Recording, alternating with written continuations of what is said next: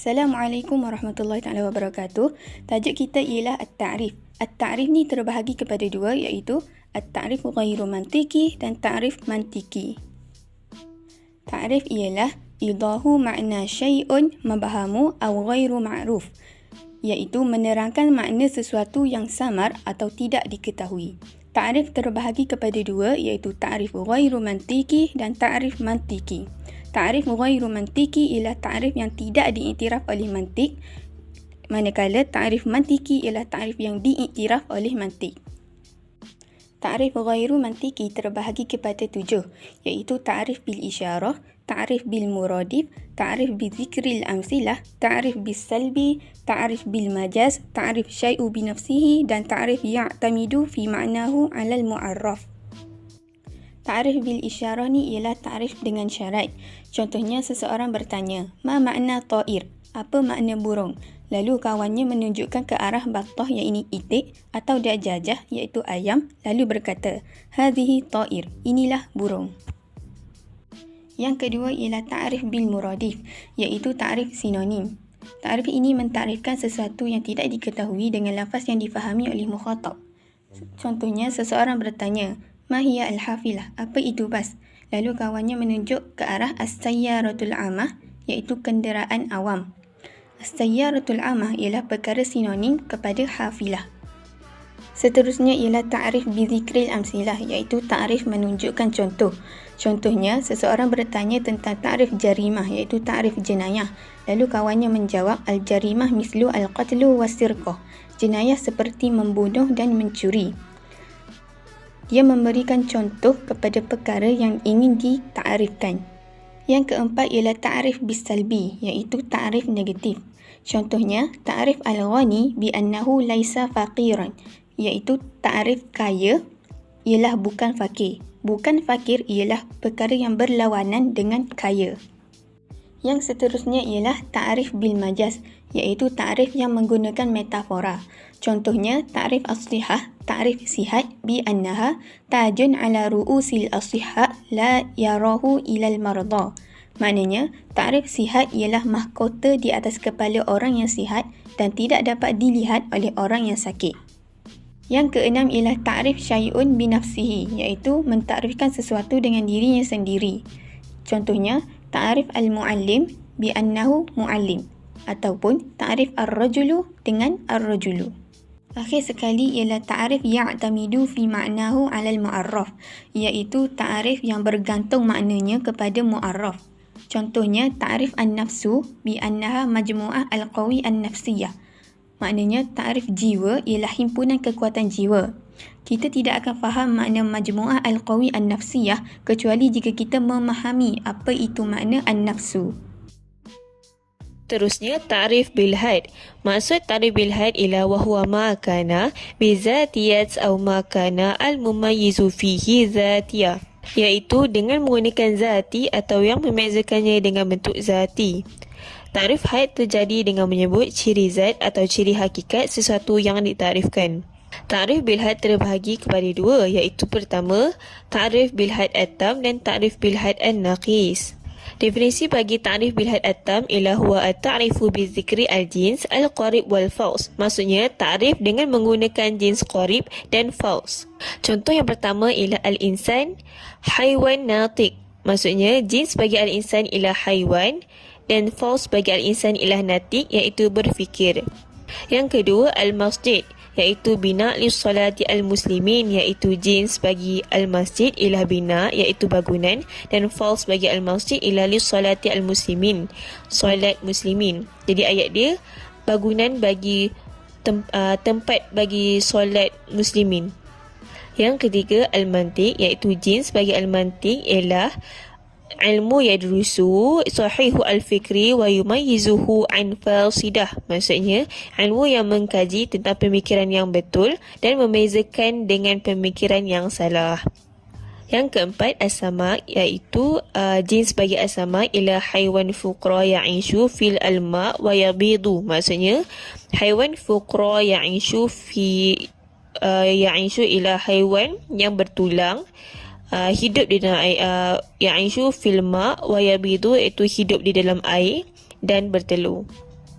Akhir sekali, al-isim iaitu kalimah dalat ala makna fi nafasiha walam taqtaran bizaman, iaitu kalimah yang menunjukkan makna terhadap dirinya dan tidak menunjukkan kepada masa. Seterusnya kita akan terangkan tentang ta'rif bil haid an-naqis. Maksudnya ialah huwa at-ta'rifu bi dzikri al-jins al-ba'id wal fals atau al-fals faqat. Maksudnya ta'rif atau penjelasan yang menggunakan jenis ba'id dan fals qarib atau fals qarib saja. Bezanya ta'rif bil haid atau dengan an-naqis ni ialah an-naqis ni dia akan menggunakan ayat yang dengan lebih perkataan atau ayat dengan lebih umum. Jadi maksudnya seseorang tu dia akan jadi lambat sikit untuk faham sebab keterangan dia adalah umum. Jadi contoh bagi ta'rif bil haid an-naqis ialah al-ma'dan, iaitu orang. Jadi jins bagi al-ma'dan ini adalah madah, iaitu benda, dan fals bagi al-ma'dan ialah qabilatu lis-sahab wa tariq. Maksudnya yang boleh dibentuk, benda yang boleh dibentuk. Atau kita tak perlu nak cakap jins ba'id, kita kategorikan dia sebagai al-fals faqat al-fals saja. Al-fals bagi ma'dan ialah qabilatu lis-sahab wa tariq, yang boleh dibentuk. Dan seterusnya al-insan iaitu manusia. Perkataan ni adalah natik saja, iaitu berfikir. Jadi perkataan itu terlalu umum, berbeza dengan al-hab atam tadi. Ataupun insan, jenis bagi al-insan ialah jismu natik. Jadi dia tukar kepada tadi haiwan natik jadi jismu natik. At-ta'rif bil rasmi ialah pengertian yang tidak membawa sifat kepada dirinya atau zatnya, tetapi ianya bergantung kepada satu sifat yang khusus sahaja. At-ta'rif bil rasmi terbahagi kepada dua, iaitu yang pertama al-rasmu at-tam, yang kedua al-rasmu an-naqis. Al-rasmu at-tam ialah ta'rifnya yang menyebut jins dan khusus sahaja. Contohnya al-insan, hayawanud dhahik. Al-insan manusia. Hayawan adalah satu haiwan yang merujuk kepada insan. Ad-dhahik adalah yang dikhususkan untuk manusia sahaja dan tiada pada sesuatu yang lain seperti haiwan dan sebagainya. Al-rasmu an-naqis ialah menyebut khusus sahaja, iaitu al-insan ad-dhahik. Al-insan adalah manusia, ad-dhahik adalah khusus kepada manusia sahaja, iaitu ketawa. Tariqatu iktisab, ia terbahagi kepada dua, iaitu ta'rif ghairu mantiki dan ta'rif mantiki. Apakah cara memperolehi ta'rif? Cara memperoleh ta'rif dengan cara analisis dan sintesis, iaitu susun balik. Ta'rif ghairu mantiki mempunyai dua asas, iaitu yang pertama jinsil ali, mengetahui jenis. Yang kedua ma'rifatu mumayyiz, iaitu mengetahui apa yang membezakannya. Sebagai contoh, kita ingin mentakrifkan air, kita kena tengok kepada hal, iaitu keadaan dia, dan nisbahkan kepada jinsil ali, iaitu jenis dia. Adakah air itu jisimnya ada panjang lebar atau yang bagaimana? Apabila kita buat kajian, kita tahu air itu adalah sejenis cecair. Jadi kita kembali semula kepada dua asas tadi, iaitu mengetahui jenis dan apa yang membezakannya. Jadi kita senaraikan apa yang sama jenis dengan cecair itu. Contohnya susu, madu, minyak. Semua itu mempunyai jenis yang sama, iaitu di bawah kumpulan cecair. Langkah yang kedua, kita cari apa beza setiap cecair itu dengan air. Hasil kajian yang kita buat, kita akan dapat gambaran bahawa air itu adalah sejenis cecair yang tiada warna, bau dan rasa. Jadi begitulah takrif air. Mantik ini tidak mengajar kita takrif sesuatu perkara begitu saja, tapi ia menggambarkan sekali cara untuk memperolehi takrif yang mudah difahami melalui kaedah aqliyah. Sampaikan kita perlu membuat kajian ilmu untuk mendapatkan takrif seperti ilmu sains. Seterusnya, syarat ta'rif terbahagi kepada dua, iaitu ta'rif mani'an dan ta'rif jami'an. Yang pertama, ta'rif jami'an. Ianya merangkumi kesemua afrod dan tidak terkeluar daripadanya sedikit pun. Dan ianya seperti ta'rif al-insan kerana ianya haiwan natik.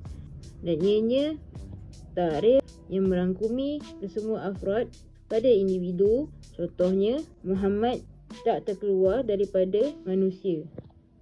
Dan seperti contoh takrif al-fi'il, kerana ini kalimat yang menunjukkan ke atas makna perbuatan pada dirinya dan disertai fi'il yang tiga, iaitu takrif yang merangkumi kesemua afrod fi'il, iaitu fi'il madi, fi'il mudhari' dan fi'il amar.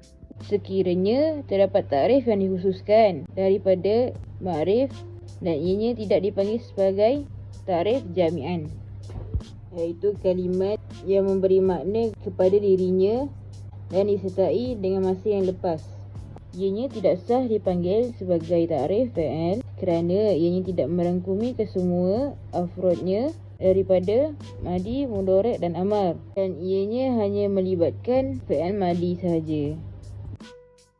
Yang kedua, iaitu takrif mani'an, mencegah objek-objek lain masuk ke dalam takrif dengan makna tidak termasuk pada takrif itu bukan daripada afrodnya, seperti takrif logam kerana ia jisim yang boleh dibentuk dengan haba, dan takrif isim dengan kerana kalimat yang menunjukkan ke atas dirinya dan tidak diselitkan dengan masa, dan takrif fa'il dengan kerana isim marfu' yang didahulukan fi'il ataupun syibahnya, maka ianya takrif yang menghalang keseluruhan kerana dengan keluasan yang tidak mungkin terkeluar daripada ma'rif dan apa yang tidak daripada kalangan afrodnya, dan tidak keluar batu dan kayu pada takrif logam, seperti mana tidak keluar ghairu fa'il seperti maf'ul, hal dan tamyiz pada takrif fa'il, seperti mana tidak terkeluar al-fi'il ataupun harfi pada takrif isim. Sekian saja daripada kami. Terima kasih.